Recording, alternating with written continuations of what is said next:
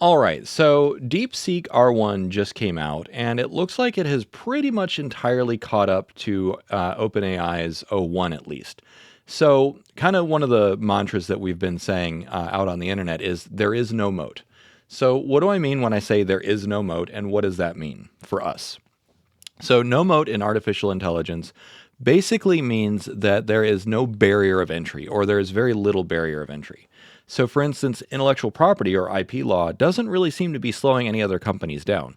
Microsoft, Google, Meta, Anthropic, DeepSeek, all these other companies, sorry, I got something in my eye, all these other companies are catching up to OpenAI. And that means that there is no real secret sauce. There's no barrier to replication of what it is that they're working on. There are capital requirements. So, for instance, it does take money, it does take data centers and compute. But as we've been seeing with the Chinese companies, is they're often duplicating what OpenAI and others are doing, and they're doing it much more cheaply. And part of the reason is just because they don't have the resources that we have, and by we I mean Americans. They don't have as many data centers, they don't have as much compute, and so that is actually forcing them to actually be even more clever and even more creative. And we actually have a historical precedent for this. The Soviet Union often had to duplicate what America was doing on a shoestring budget, which forced them to be even more clever. Now, ultimately, it still didn't help because they just did not have the capacity to keep up with us. I think the same will be true of China. But anyways, my point is that the capital requirements are not necessarily an insurmountable barrier, considering how many startups are getting funded. We haven't even seen anything come out of Ilya's SSI Inc., but he got $1 billion of funding or something like that. And then the technical know-how. You might sometimes think like, oh, well, it's, only 10 people in the world know how this works. That has demonstrably been proven false. We have people around the world and across many companies, even here in America and Europe, that clearly have the technical know-how to advance this down the field. And so, yeah, you end up with basically the long story short is there's no barrier of entry. There's a little bit of friction, but there's nothing intrinsically keeping it from going. Also, if you hear my dogs trotting around, we got 2 new dogs, so I apologize. There's nothing I can do about that. Okay, now with that being said, you might say, okay, well, Dave, if there is no moat, then why is OpenAI still out in the lead? And that is because of first movers advantage. So first movers advantage basically is they're the first out of the gate. ChatGPT was the first shot heard around the world back at the end of 2022. Here we are, a full 2 years later. 2 years later. What is time? Because we had 2023, that was like the year that everything took off. Then 2024 was last year. Okay, so we're just over 2 years after that initial shot. And even just 2 years after that initial shot, a lot of people have caught up. So that's why OpenAI is experiencing a diminishing lead. So initially their lead was 12 to 24 months, but now it's down to 1 to 2 months before other shops replicate whatever it is that they have achieved. We have seen this with Google, which is about to release their reasoning model, and so on and so forth, and of course the Chinese DeepSeek. Now, one thing that I will say is a big, huge caveat, a giant asterisk around anything that the Chinese do. It's entirely likely that what they have done is literally just stolen. This is one of the primary concerns that I've heard echoed again and again, which is that the Chinese just exfiltrate all the data and the research. Why do it yourself when you can just steal it from someone else? Now, however, that being said, is that this lead has allowed OpenAI to maintain commercial dominance just because they were there and they were doing stuff for years before anyone else was. So just by virtue of the fact that people got used to OpenAI means that OpenAI is still the market leader. Even if other companies are taking up or catching up and overtaking them, catching up and overtaking them in terms of cost, quality, those sorts of things. Now, it's still hotly debated, like which model is best. A lot of it, honestly, when people argue about which model is best, honestly seems to come down to personal preference and taste, which is really interesting. The fact that there is room for nuance, where it's like it's not just one model to rule them all. It's I like this model because it's better for this, or I like this other product because it's better for that.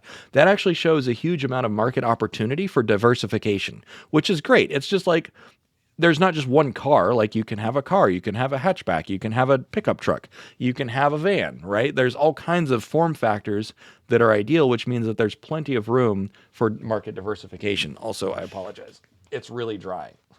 the winter is making me itchy. I apologize for all the interruptions. I'm getting back. I'm used to this.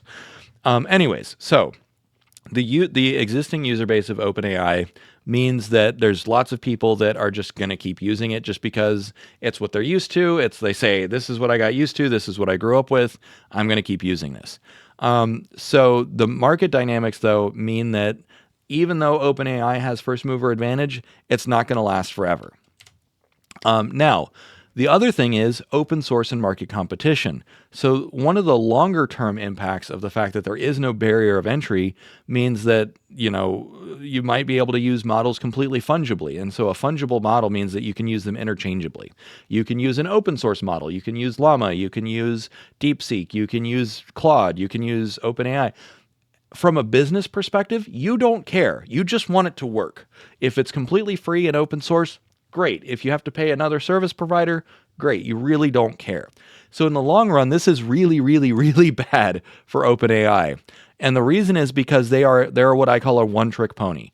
OpenAI offers literally one product. They offer one product, one service. They have zero diversification, which means that if some other company or even an open source model comes along and eats their lunch, every company out there that's paying OpenAI right now, they're going to make the rational choice like, well, this other Chinese company can do the same thing, but it's 50 times cheaper and 5 times faster. Or maybe even this open source model can do exactly what I need, and it's completely free.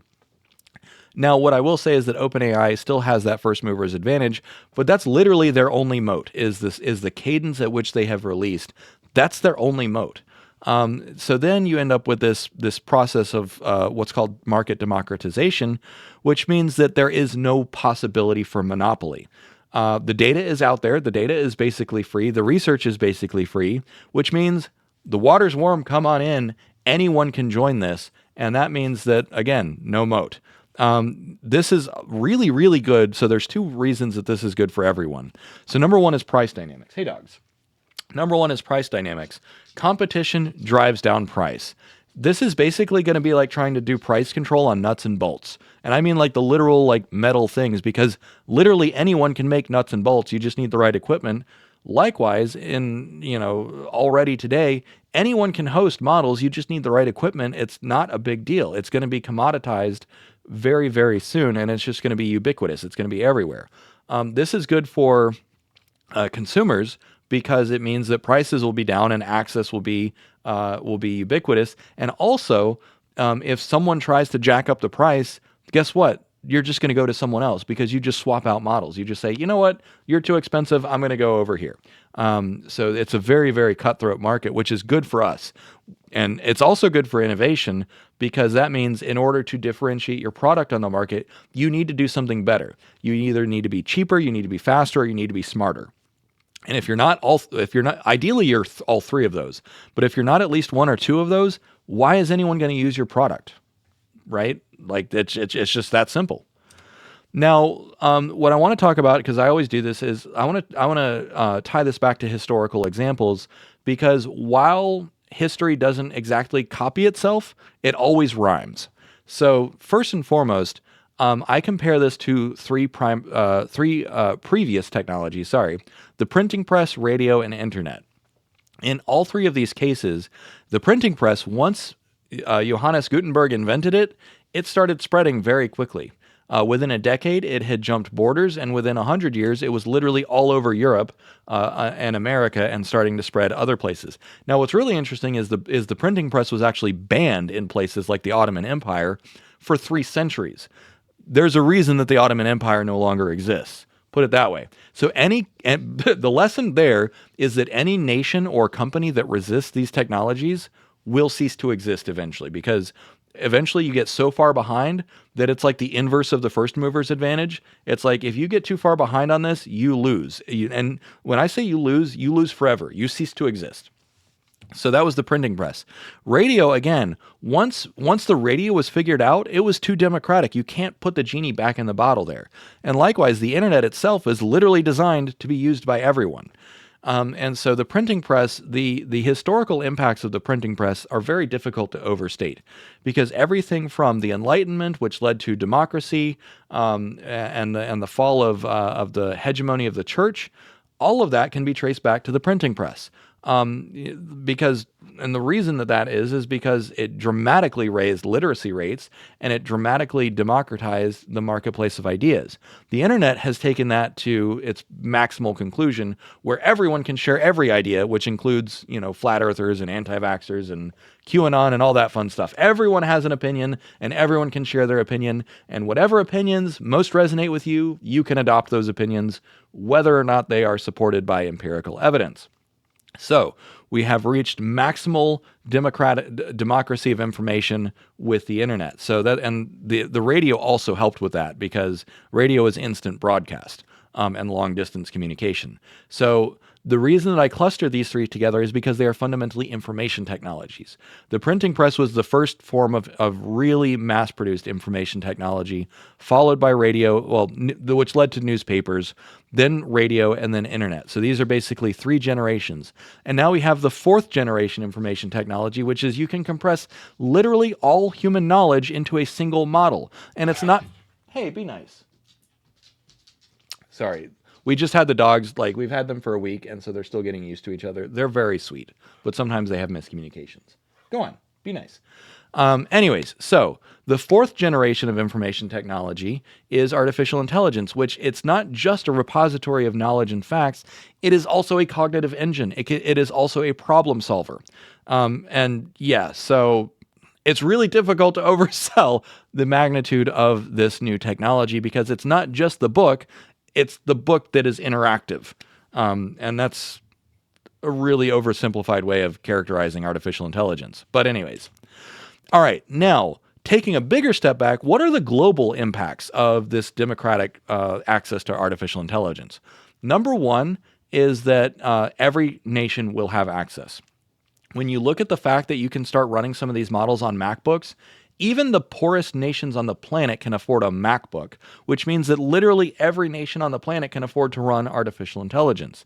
Now, you might say, okay, well, is that good or bad? Because you don't necessarily want, some chaotic rogue actor like North Korea to have access to AGI, which I would tend to agree, and we'll get to that. But on the other hand, this will reduce conflict, because it basically, when there is no gradient, when there is no technological gradient, there's not really any advantage. Now, when I need to have a gigantic caveat to that, because again, in this world, the number of data centers you have is basically that's your military base, that's your economic base. And the United States has literally exactly 12 times the number of data centers as China. So in this geopolitical competition, America has already won. That's just sight unseen, because even if China releases a better model, guess what? We can run more of them. So that's a done deal. But in the longer term, the long view of humanity, the fact that this technology is intrinsically democratic. Oh, and by the way, it actually benefits more from cooperation. The more you share your data, the better the AI gets. And so this creates a really interesting attractor state or Nash equilibrium, where the Nash equilibrium is everyone pools their resources.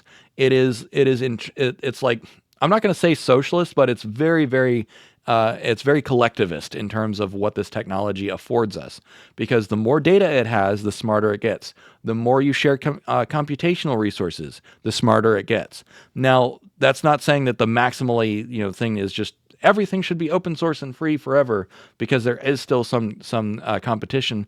But I am not joking when I say in the long run, I suspect that artificial intelligence will be the unifying force that creates a unified global humanity. Now, I'm not saying like a one world government that's going to control everyone forever. I do think eventually it would make sense to have a layer above federal governments where you have a global government. But I think it should be, again, federal, where it's basically all the nation states are treated like states here in America, where there's some level of autonomy. It's really, really difficult to oversell the long-term geopolitical, social, and technological impact of the fact that artificial intelligence seems to be intrinsically democratic. That is just how the math has played out. No monopolies, and the fact that there are no monopolies applies also to nations as well as companies. So we're heading towards what I call cognitive hyperabundance. All right, so let me just put it into perspective. Right now, there are the global estimates are about 15 to 20 million doctorates. So that's PhDs, MDs, EdDs. If your title ends with doctorate, PhD, that's doctorate of physics, doctorate of philosophy, or MD, medical doctorate, then there are only 15 to 20 million of you in the world. That's not enough. Like and it takes time to make new human PhDs. So if you want to cure cancer, guess what? You have to find people that are smart enough to help you cure cancer. If you want to get to Mars, you have to find people that are smart enough to help you build rockets. And by the way, one PhD is not fungible for another PhD. If you have a PhD in cell microbiology, then that is not going to help you to get to Mars unless you need like biofuels or something. But as we develop and deploy these technologies, we're going to turn this up by a factor of 1,000. Because imagine if, in basically probably by the end of this year or next year, we have the equivalent of 15 to 20 billion PhDs on the planet, and they can do anything. Like, again, that's why I keep saying, and I'm driving this point home, you cannot oversell the long-term scientific and economic impact of what is happening right now. So just cognitive hyperabundance, that's what we're heading for. Let's talk about some of the risks, though, as promised. So the risk of this is, number one, cyber risks. These things can already write code, and you can jailbreak them, and they can write malicious code. So basically, that means any bored teenager or disgruntled federal employee or whoever can write great software viruses. And now, what I will say, one mitigating factor, though, is that just because one disgruntled person has AGI in their pocket or superintelligence in their pocket, so does every IT department, so does every firewall eventually. So I'm not as worried about cyber risks because there's always an arms race like, you get a faster computer. Well, guess what? The cybersecurity experts also got faster computers. You get artificial superintelligence. Guess what? The red, the blue team, so it's, red team and blue team. The blue team also gets the same tools. Now, what I've mentioned before, though, is that to me, the greatest risk is always the bioweapons. Because, state actors, rational state actors, they know hey, I'm not going to benefit from releasing a bioweapon that kills everyone. We already saw that with COVID. Don't do that. That's just nobody wins in that situation.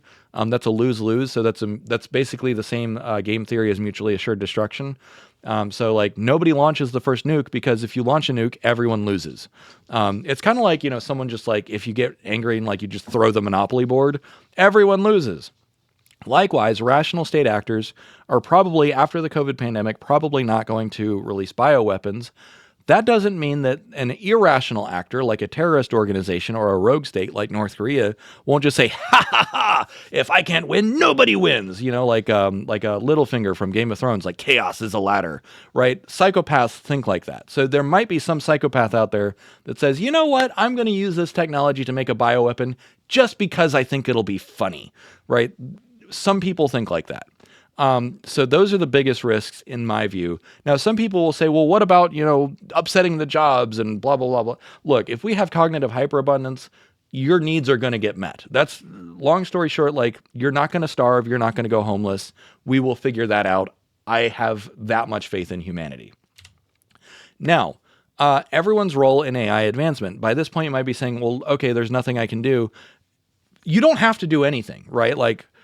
I tried to do that for a little while. I was like, you know what? I'm just going to let it play out. And eventually I got bored and I was like, you know what? I still have a role to play. Actually, it was Julia convinced me that I still had a role to play because I wrote a tweet, and this is Julia McCoy, by the way. I wrote a tweet saying I can just kick back and relax and just let it play out because I have no contribution to make. And she's like, that's not true, Dave. And I'm like, all right, you're right. We call her team mom. I call her team mom. She's like, no, that's not true. Anyways, so what can you do? Not everyone is going to be doing core research. Not everyone needs to be working at OpenAI. Basically, once the thing exists, and the thing already exists, we have all these AIs out there, and there's more and more coming every day. If you can get into core AI research, great, go do that. But that's only the first piece of the puzzle. Education. So if you can teach people, You teach friends, family, coworkers. If you can teach a business, if you can teach on the internet, teach everyone that you can about AI, how to use it. What is it good for? What is it not good for? Then you can deploy it. If you actually use it in your life or your business, share that. The more you deploy this stuff, the harder you push, the faster it will get adopted. So it's, adoption, acceleration, deployment, and integration. That's everything. Also, my dog is trying to initiate some wrestling with me. I know, making videos is boring. We should just play with the dogs. Also, if you want to know what to do, get dogs. I'm serious, because dogs don't care about AI. All they care about is like love, affection, food, good walks, and quality time together. They're so immediate. I need to take them for a walk after this. Anyways, so deployment, and then best practices. So best practices, basically, I break best practices down, there we go, into two overarching categories. Number one is, what is it good for? How do you use it? And then number two is, how do you not use it? What is it not good for? What problems can't it solve? So capacity and constraints is kind of the two C's. So capacity constraint, what can you use it for? What can you not use it for? Knowing what something can't do is just as valuable as knowing what it can do. And then finally, network effects. So this is where I'll end, and basically saying, you won't necessarily know the impact that you're having. I don't even know the impact that I'm having, but every now and then I get someone messaging me saying, Dave, this video that you made a year ago inspired me, and now I'm doing all this other stuff. Or Dave, this thing that you published solved so many problems for me, and it generated $10 million of revenue. And nobody has given me a commission check for that yet. Anyways, just saying, if you want to pay me for any help that I've rendered, that would be great. So the network effects, you often don't see the impact that you're having, but that's what that's how it works. So anyways, thanks for watching to the end, and I'll check you next time. Bye.